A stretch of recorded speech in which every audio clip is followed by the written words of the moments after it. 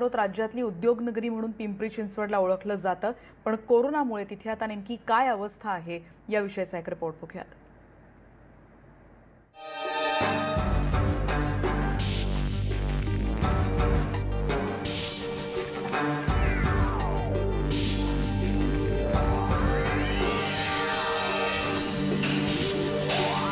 औद्योगिक नगरी म्हणून ओळखल्या जाणाऱ्या पिंपरी चिंचवड शहराला गेल्या 3 महिन्यांपासून ब्रेक लागलाय।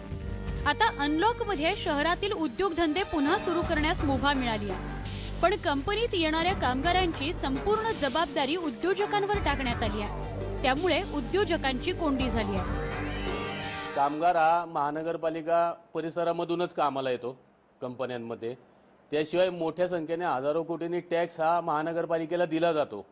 आणि एवढं सर्व असताना देखील जर महानगरपालिका म्हणत असेल की तुम्ही खर्च करायचा त्या सगळ्यांचा, तर हे चुकीचा निर्णय आहे। आणि असा निर्णय असेल ना तर आम्ही टॅक्स देणंच बंद करू। पिंपरी चिंचवड शहराची लोकसंख्या 25 लाख आहे, त्यापैकी 16,000 जणांना कोरोनाची लागण झाली आहे। शहराची एकूण लोकसंख्या पाहता हे प्रमाण 0.62% आहे। आतापर्यंत 9,522 रुग्णांनी कोरोनावर मात केली आहे। बरं होण्याचं प्रमाण 61.55% आहे, तर सक्रिय रुग्णांचं प्रमाण 37.34% इतकं आहे।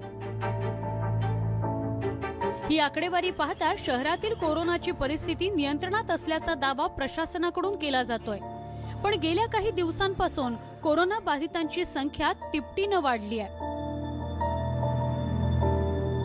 चिंचवड महानगरपालिकेमध्ये सुरुवातीपासून आपल्याला रुग्णांच्या मृत्यूदरावर नियंत्रण ठेवण्यामध्ये चांगल्या पद्धतीने यश आलेलं आहे। सद्यस्थितीमध्ये पिंपरी चिंचवडचा मृत्यूदर हा 1.86% एवढा आहे, जो महाराष्ट्राच्या भारताच्या मृत्यूदरापेक्षा निश्चितपणे कमी आहे।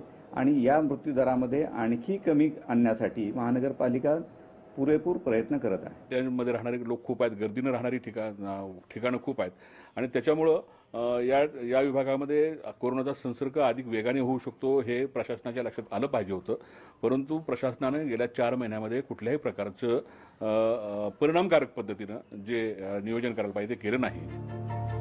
जुलै महिन्याच्या अखेरीस पिंपरी चिंचवड शहरातील कोरोना बाधितांचा 25,000च्या घरात आकडा जाईल असा अंदाज आयुक्त श्रावण हर्डीकर यांनी व्यक्त केलाय।